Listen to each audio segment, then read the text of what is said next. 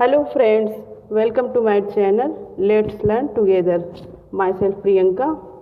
हम लोग अपनी पिछली वीडियो में यूनिट 8 का एजुकेशन टेक्नोलॉजी का पार्ट ए के सारे टॉपिक डिस्कस कर लिए हैं। पार्ट ए के ऊपर ही मैंने कुछ MCQs यहाँ पे बनाए हैं, तो आज हम लोग MCQs करते हैं। ठीक है, स्टार्ट करते हैं हम लोग MCQs।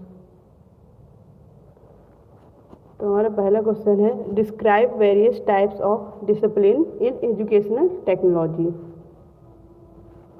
फर्स्ट ऑप्शन दिया गया है information technology, second communication technology, third information and communication technology, fourth all of the above.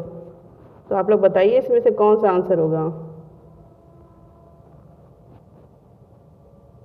तो हमारा आंसर कौन सा है? फोर्थ। एजुकेशन टेक्नोलॉजी में कौन कौन सी टेक्नोलॉजी हम लोग यूज़ करते हैं? Mainly information technology, communication technology, information and communication technology, और भी बहुत सारी टेक्नोलॉजी है जो हम लोग एजुकेशन में यूज़ करते हैं, जैसे इंस्ट्रक्शनल टेक्नोलॉजी हो गया और एम लर्निंग हो गया, ई लर्निंग हो गया। टेक्नोलॉजी से रिलेटेड जितनी चीज़ें हैं हम लोग सारी एजुकेशन में यूज़ करते हैं। ऑनलाइन क्लासेस मोस्टली अभी कोरोना के टाइम पे ऑनलाइन क्लासेस का बहुत ज़्यादा चल रहा है, ऑनलाइन क्लासेस बहुत ज़्यादा इन्हांस हो रही हैं। ठीक है, तो हमारे इसमें आंसर कौन सा हो जाएगा? All of the above. यहाँ पे एक्सप्लेन भी किया गया है, आप लोग देख सकते हैं। ठीक है, इसके बाद हम लोग अपने नेक्स्ट क्वेश्चन पे आते हैं। Give answers from the following which describe educational technology. यहाँ पे कुछ पॉइंट्स दिए गए हैं जिसमें से पूछा गया है कि हमारे एजुकेशनल टेक्नोलॉजी में कौन कौन से बिलोंग करते हैं। सबसे पहले है कि एजुकेशनल टेक्नोलॉजी जो है क्वालिटेटिव एजुकेशन है और लर्निंग आउटकम्स पे वर्क करती है, फोकस करती है सॉफ्टवेयर पे ना कि हार्डवेयर पे। इसका डी ऑप्शन है लर्निंग को अट्रैक्टिव बनाती है। ई ऑप्शन है हमारा जो लर्नर की नीड्स हैं, इंडिविजुअल डिफरेंसेस के अकॉर्डिंग जो नीड्स होती हैं उनको फुलफिल करती है। इसके एफ दिए गए हमारा कि ऑनलाइन गेमिंग पे फोकस करती है। तो इसमें से कौन कौन सा हो जाएगा? सबसे सिंपल है एफ जो हमारा दिया गया है। तो एजुकेशनल टेक्नोलॉजी ऑनलाइन गेमिंग पे फोकस नहीं करती है, तो एफ यहाँ से निकल जाएगा। ठीक है, अब हमारे बचे हैं दो ऑप्शन, फर्स्ट एंड फोर्थ। तो हम लोग देखते हैं, नन ऑफ दीज तो होगा नहीं, क्योंकि एजुकेशन टेक्नोलॉजी लर्निंग आउटकम्स पे फोकस करती है, क्वालिटेटिव एजुकेशन पे भी फोकस करती है। तो इसके अकॉर्डिंग हमारा आंसर कौन सा हो जाएगा? First.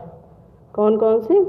Qualitative education, learning outcomes and learning को अट्रैक्टिव बनाती है, एंड हमारा लास्ट में लर्नर के इंडिविजुअल डिफरेंसेस के अकॉर्डिंग उनकी नीड्स को फुलफिल करती है। ठीक है, इसको भी यहाँ पे एक्सप्लेन किया गया है। एजुकेशन टेक्नोलॉजी हमारी किन किन चीज़ों पे फोकस करती है। ठीक है, इसके बाद हम लोग आते हैं अपने थर्ड क्वेश्चन पे। ICT integration is used for. तो आईसीटी इंटीग्रेशन किस लिए यूज़ करते हैं, मतलब मेनली आईसीटी का यूज़ किस लिए होता है? तो सबसे पहला ऑप्शन दिया गया है optimising learning outcomes of learner, second दिया गया है student involvement in learning, third दिया गया है concerns for economy in use of resources, fourth दिया गया है रिड्यूसिंग वर्कलोड ऑफ टीचर। तो इसमें से जो बेस्ट सुटेबल आंसर है वो हम लोगों को देना है। तो कौन सा आंसर होगा इसमें? अब हम लोग अपने आंसर देखते हैं। जो पहला है कि आईसीटी फोकस करती है लर्निंग आउटकम्स पे। ठीक है, सेकेंड देखते हैं student involvement in learning. Student की इन्वॉल्वमेंट तो आईसीटी के बिना भी कर सकते हैं, है ना, तो ये होगा नहीं। इसके बाद थर्ड दिया गया है कंसर्न फॉर इकोनॉमी। इकोनॉमी का कोई कंसर्न नहीं होता है मेनली कि हमें अपनी इकोनॉमी को बढ़ाने के लिए हम लोग रिसोर्सेज का यूज़ करते हैं, ऐसा तो है नहीं। वो भी इसी से रिलेटेड है कि हमारे जो लर्निंग आउटकम्स होते हैं उसके लिए ही हम लोग इकोनॉमी या रिसोर्सेज जो हम लोग प्रोवाइड किए जाते हैं उसका यूज़ करते हैं। इसके बाद फोर्थ आ गया टीचर्स का वर्कलोड कम करने के लिए। तो ऐसा भी नहीं है कि आईसीटी टीचर्स का वर्कलोड कम करती है। हाँ, थोड़ा बहुत वर्कलोड कम करती है, लेकिन कहीं कहीं पे वर्कलोड ज़्यादा भी होता है। तो सुटेबल आंसर कौन सा हो जाएगा? फर्स्ट। जो हमारे लर्निंग आउटकम्स है लर्नर के, उन पे मेनली आईसीटी फोकस करती है।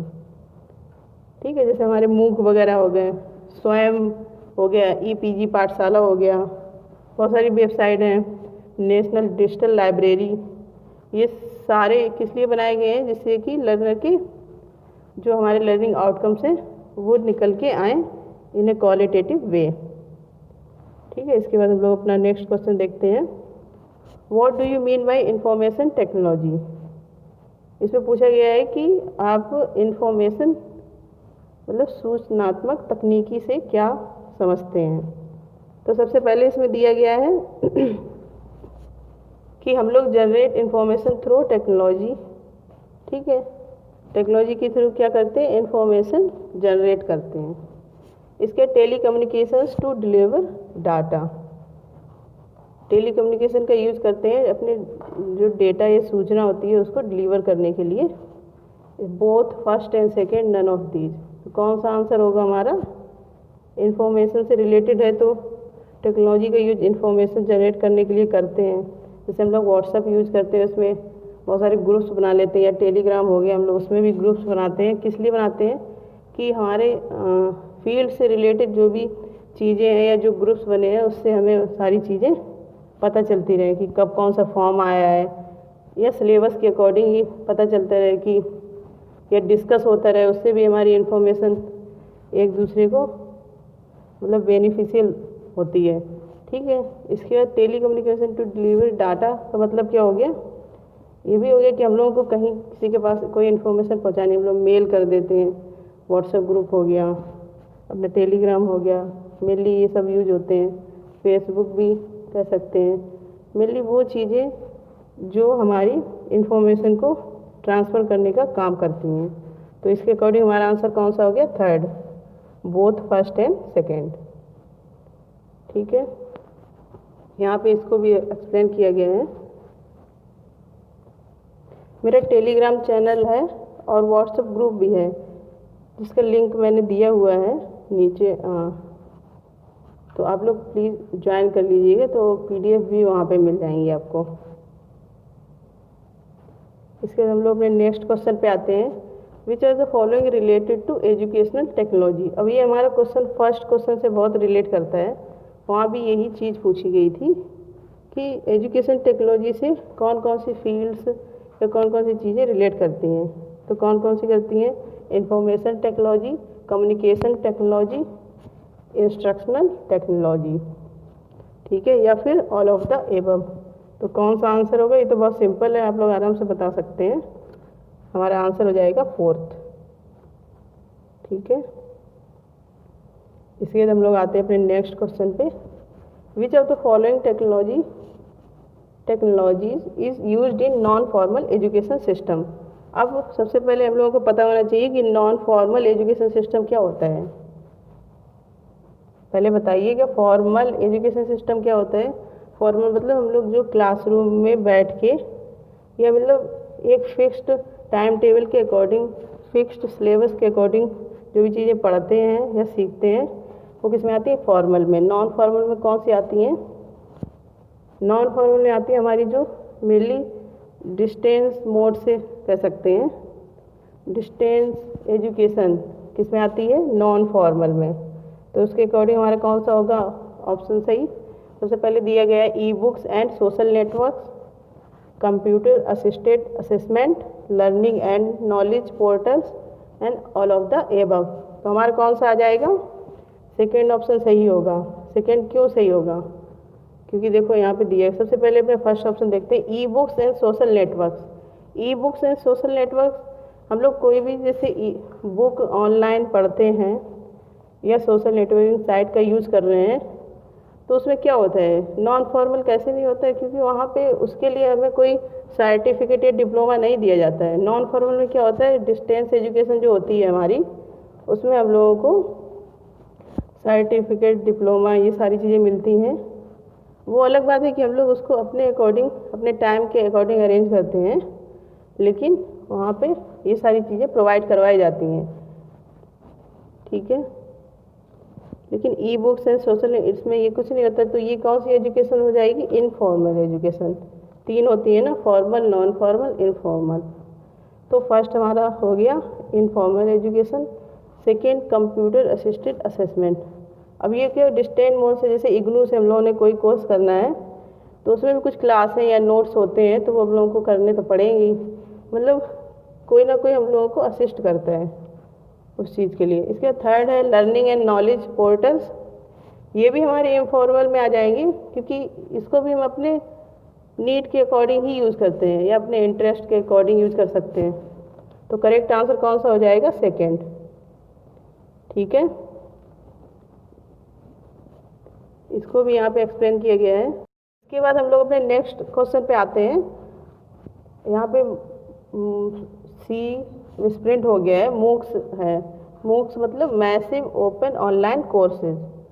MOOCs provides an interactive user forums to support community interaction. अब हमारा मूक्स क्या करता है? हमें इंटरेक्टिव एक प्लेटफॉर्म प्रोवाइड करवाता है कम्युनिकेशन के लिए, या कोई भी चीज़ें या कोई कोर्स सीखने के लिए। ऑनलाइन लर्निंग प्लेटफॉर्म है जो सबके लिए फ्री होता है। ठीक है, यहाँ पे देखो लिखा हुआ है ओपन एंड ऑनलाइन एजुकेशन। तो हमारा असर्शन पहले दिया गया है MOOCs provide an interactive user forums to support community interaction. इसका रीज़न दिया गया है they are related to scalability of an open and online education. ठीक है, मतलब ये सपोर्ट करते हैं open and online education system को। तो यहाँ पे हमारे दोनों ही सही हैं, दोनों ही मूक से रिलेट कर रहे हैं। तो हमारा आंसर कौन सा सही हो जाएगा? First. Both assertion and reason are true and reason is the correct explanation of assertion. ठीक है, सिंपल सा है ये। यहाँ पे भी मूक्स के बारे में थोड़ा दिया गया है। यहाँ देखो दिया गया है MOOCs massive open online courses, मतलब ये लर्निंग प्लेटफॉर्म है जो एजुकेशन टेक्नोलॉजी में, इसको मॉडर्न एजुकेशन टेक्नोलॉजी भी कह सकते हैं। इसके बाद नेक्स्ट क्वेश्चन है initiative is taken for providing teacher education through distance mode. कौन सा इनिशिएटिव है जो डिस्टेंस मोड में टीचर एजुकेशन प्रोवाइड करवाता है? कौन सा करवाता है? मूक मेनली किसके लिए बनाया है? टीचर्स के लिए। टीचर क्या करते हैं उसमें अपने सब्जेक्ट, अपने लर्नर की नीड के अकॉर्डिंग कोई भी कोर्स डेवलप कर सकते हैं, टीचर को बहुत इंटरेक्टिव तरीके से पढ़ा सकते हैं। ठीक है, तो एजुसेट क्या होता है? ये मेन सैटेलाइट होता है, इसमें टीचर एजुकेशन का इतना बड़ा रोल नहीं है, लेकिन मूक जो होता है पूरा टीचर एजुकेशन से ही रिलेटेड होता है, मतलब टीचर्स के लिए ज़्यादा बेनिफिशियल होता है, जिससे वो क्या कर सकते हैं जो इंडिविजुअल डिफरेंसेस हैं लर्नर्स में, उनके अकॉर्डिंग अपने कोर्स डेवलप कर सकते हैं, उनको इंटरेक्टिव वे में पढ़ा सकते हैं। ठीक है, इसको भी एक्सप्लेन किया गया है यहाँ पे कि मूक्स की क्या क्या क्वालिटीज़ होती हैं।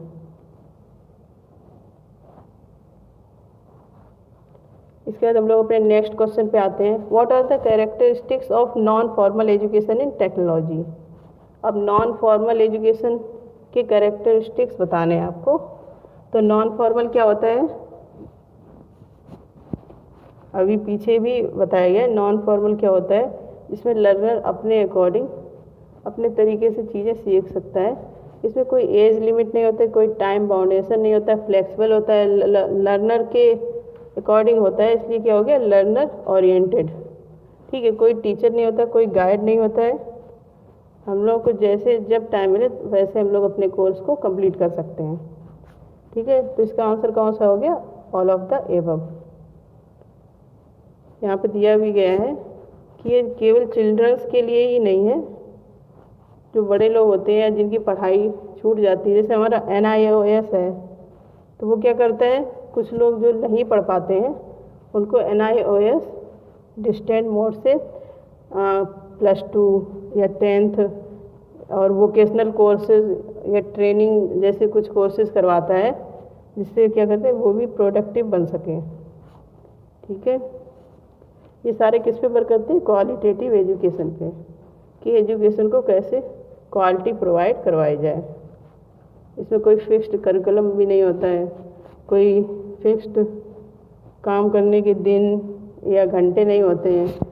अपने हिसाब से लोग जहाँ पे हैं वहीं से अपनी चीज़ें सीख सकते हैं। इसके बाद हमारा नेक्स्ट क्वेश्चन आता है, which of the following is not a characteristics of formal education. अब इसमें से बताना है कि फॉर्मल एजुकेशन का कैरेक्टरिस्टिक्स कौन सा नहीं है। तो it is a sequential grading system. अब फॉर्मल एजुकेशन मतलब क्या हो गया? क्लासरूम, स्कूल, हमारे कॉलेजेस, तो ग्रेडिंग सिस्टम तो हो गई, मतलब हम लोगों को लास्ट में एग्ज़ाम देना है, फिर उसकी ग्रेड्स मिलते हैं।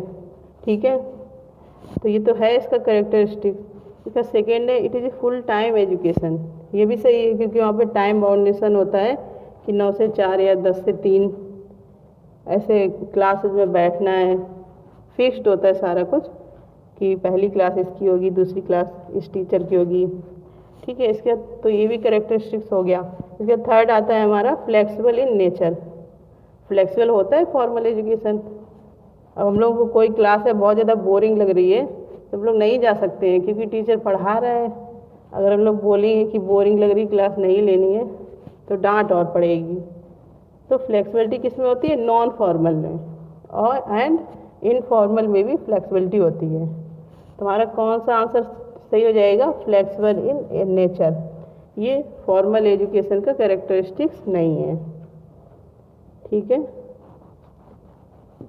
यहाँ पे दिया भी ये गया है कि सारा कुछ प्लान्ड होता है, मैनेजमेंट, सारी चीज़ें, सिलेबस होता है अपना, ऑब्जेक्टिव्स होते हैं, मतलब सारे टाइम एक पूरा चार्ट प्रिपेयर किया जाता है कि आपको उसके अकॉर्डिंग ही सारी चीज़ फॉलो करनी है। ठीक है, आई होप आपको ये वीडियो अच्छा लगा होगा। इसके बाद हम लोग अपना नेक्स्ट टॉपिक करेंगे एजुकेशन टेक्नोलॉजी का पार्ट बी। ठीक है, thank you friends for watching my video. Please like and subscribe my channel, जिससे कि आपको टाइम टू टाइम नोटिफिकेशन मिलते रहें।